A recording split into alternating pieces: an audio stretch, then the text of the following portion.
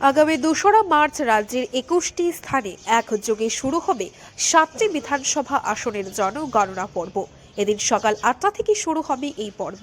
প্রথমেই পোস্টাল ব্যালটগুলি গণনা করা হবে, এরপর শুরু হবে ইভিএম এর গণনা। তার আগে মঙ্গলবার আগরতলার উমাকান্ত স্কুলের গণনা কেন্দ্র ঘুরে দেখেন মুখ্য নির্বাচনী আধিকারিক কিরণ গীতে। সঙ্গে ছিলেন পশ্চিম জেলার জেলা শাসক দেবপ্রিয় বর্ধন সহ নির্বাচন দপ্তরের আধিকারিকেরা। এদিন মুখ্য নির্বাচনী আধিকারিক গণনা কেন্দ্র সহ যাবতীয় প্রস্তুতি সম্পর্কে বিস্তারিত খোঁজ খবর নেন। গণনা কেন্দ্রের দায়িত্বে থাকা কেন্দ্রীয় বাহিনীর আধিকারিকের কাছ থেকে তথ্য সংগ্রহ করেন। প্রতিটি স্থানের বিষয়ে সাংবাদিকদের বিস্তারিতভাবে অবগত করেন মুখ্য নির্বাচনী আধিকারিক।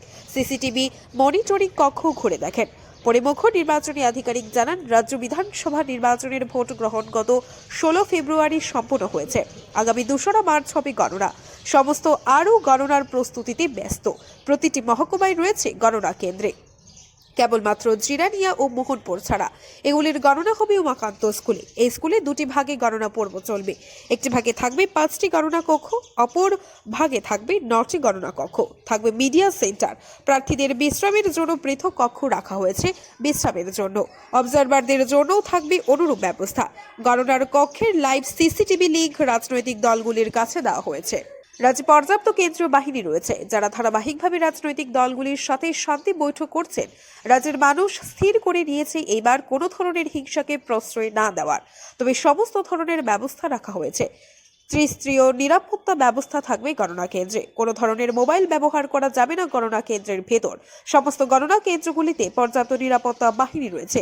এছাড়া রাজ্যের বেশ কিছু স্থান চিহ্নিত করা হয়েছে। এই সমস্ত স্থানগুলিতে নজরদারি চালাবে নিরাপত্তা কর্মীরা বলেও জানান মুখ্য নির্বাচনী আধিকারিক। ত্রিপুরা বিধানসভা নির্বাচন 2023-এর ভোট গত 16 ফেব্রুয়ারি হয়েছে। তারপর আমরা দেখেছি পুরা রাজ্যেই আমাদের পোস্ট পোল মিটিং চলছে।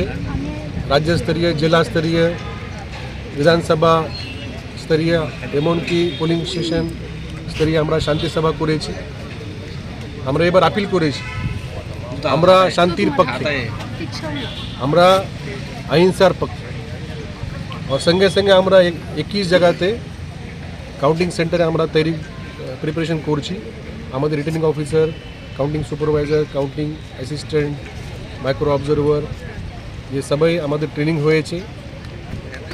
ইলেকশন কমিশন থেকে ট্রেনিং দেওয়া হয়েছে গত শনিবার দিন।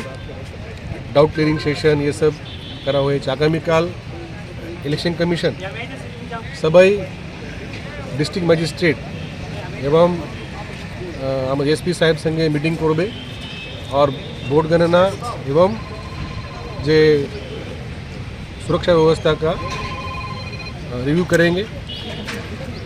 এখানে আমাদের যে অবজারভার, প্রত্যেক কাউন্টিং হল মধ্যে একজন অবজারভার থাকবে। গতকাল থেকে অবজারভার আসা শুরু করেছে। মাইক্রো অবজারভারকে নিযুক্তি দেওয়া হয়েছে। और কাউন্টিং এজেন্টের আমরা অ্যাপ্লিকেশন পেয়েছি গতকাল ফর্ম 18 মধ্যে সবাই ক্যান্ডিডেট থেকে। আমরা ওদেরকে আজকে অ্যাপয়েন্টমেন্ট দেবো।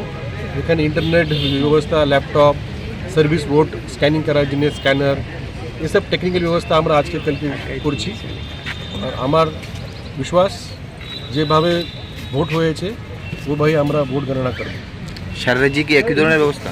Sir, in case of any escalation of tension after the declaration of results, Commission is ready for the emergency. We have sufficient security forces. Our officers are there. We are in continuous dialogue with the state leaders, candidates. We firmly believe that people of Tripura have decided this time there will be no violence of any kind, and we are ready for taking action in case anything happens. So what type of arrangement is there in the counting hall particularly, and what type of security arrangements are there? See, there is a 3-tier security in the counting centers. The outside ring is there to check the passes. The second layer checks the items which are purchased by the person who is entering, and there is a third layer in front of the counting hall where access is given to only those who are authorized.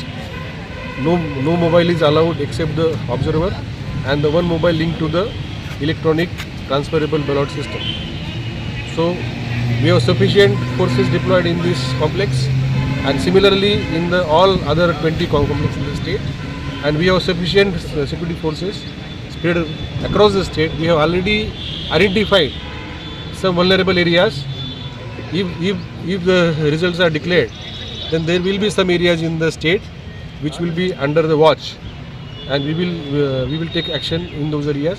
We have already done the Shanti Sabhas, particularly in those areas where we have some apprehension. So these areas are already identified. And by what time tentatively the election counting will be over? Tentatively.